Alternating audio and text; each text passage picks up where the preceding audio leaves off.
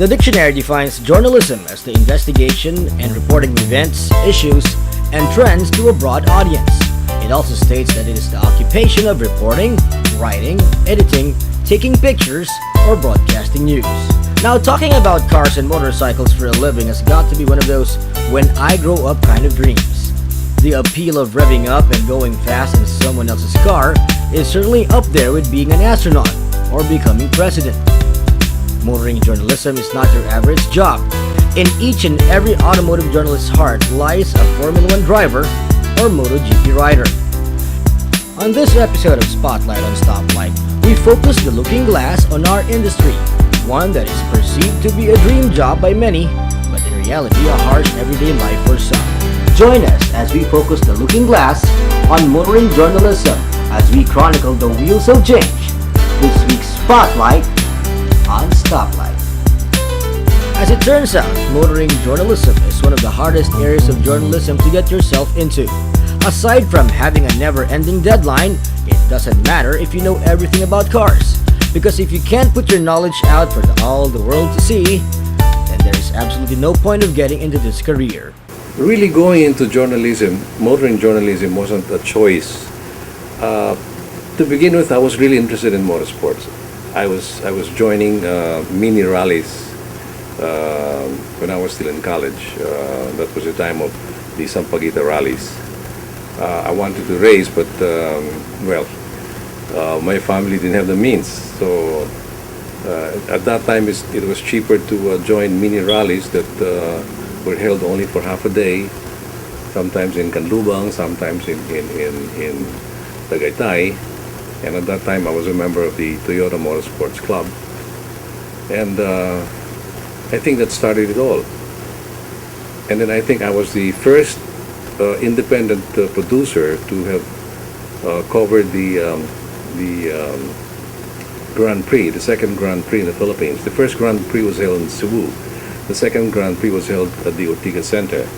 And at that time, there was only this Ortigas building that was the highest. And I remember I would ask a cameraman and an announcer to stay on the 5th floor of the Ortigas building to have a bird's eye view of the race going on and some other announcers on the field. And this started it all.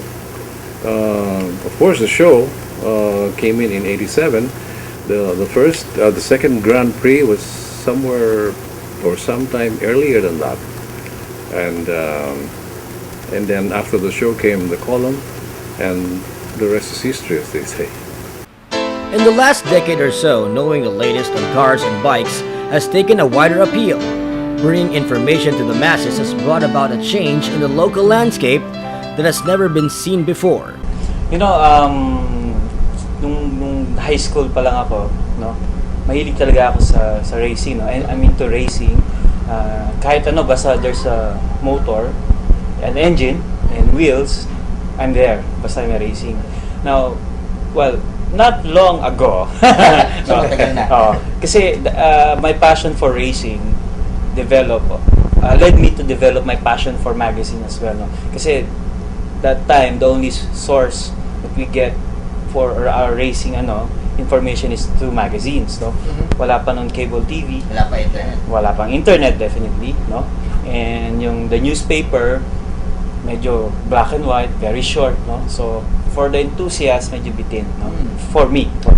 So, that's why I began, reading, and eventually I had a big collection of magazines. No? So, habang tumatagal, no, the more I'm into racing, the more I'm into magazines as well. Print, radio, television, and most especially the internet has brought about a change in motoring journalism that is here to stay. Tomorrow's motoring journalist heroes are not far from where you are. In fact, they are right there beside you, behind you, and in front of you. Well, one is to like what you're doing. There's an old saying, if you like what you're doing, you don't have to work for the rest of your life. Like for the past several decades, I have not been working. Even if I stay out late at night editing shows or writing scripts or writing my columns, I don't find it work, and I enjoy it. I think that's the first thing that they should find out, if they like the work. If they like writing, to begin with, and if they like writing about cars and motorsports, then just try to be the best in that field, and everything else follows.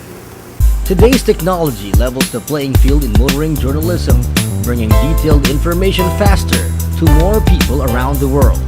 This is the future of motoring journalism. Good evening, ladies and gentlemen. As you may very well know my face already, my name is Fawn, and we're still here, and we're about to close up the live broadcast from Facebook only today, here at the Extension 10 of the World Trade Center.